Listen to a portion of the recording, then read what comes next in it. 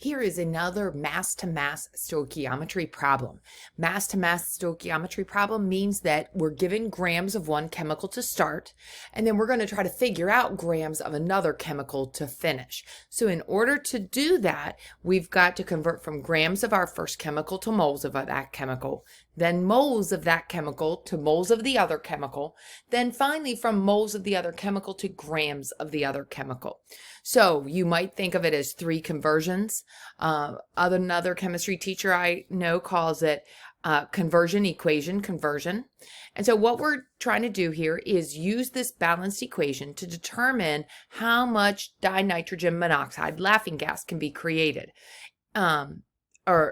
We need 33 grams of dinitrogen monoxide. And so how much of our starting reactant, which is ammonium nitrate, are we going to need to produce those 33 grams of dinitrogen monoxide? And so if you're taking a look at this, you may want to pause the video here and work through this problem and then see how you do. Or you may want to work through the problem with me right now. So what's the first step in a stoichiometry problem? Balancing that equation. So let's take a look at this equation. Because it doesn't quite look balanced to me. Does it to you?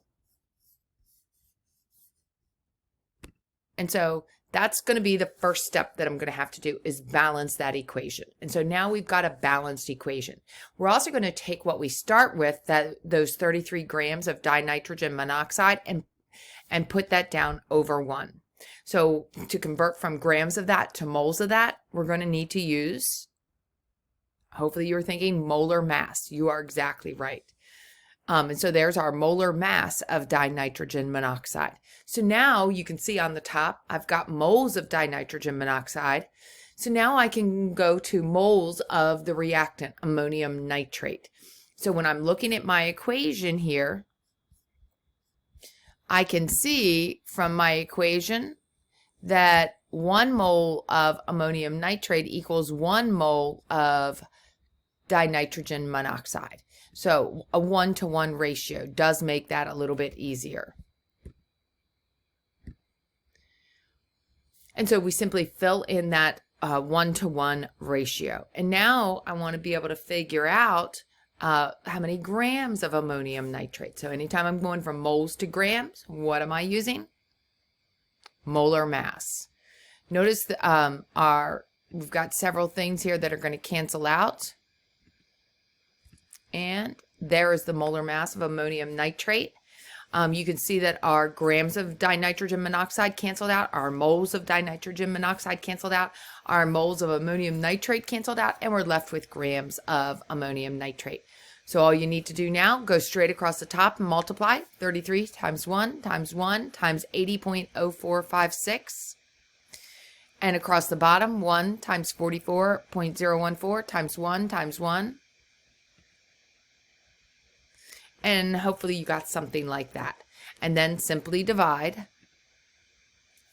And there is how much reactant we're going to need to start with. We're going to need to decompose to make those 33 grams of dinitrogen monoxide. Obviously, the rest would be water.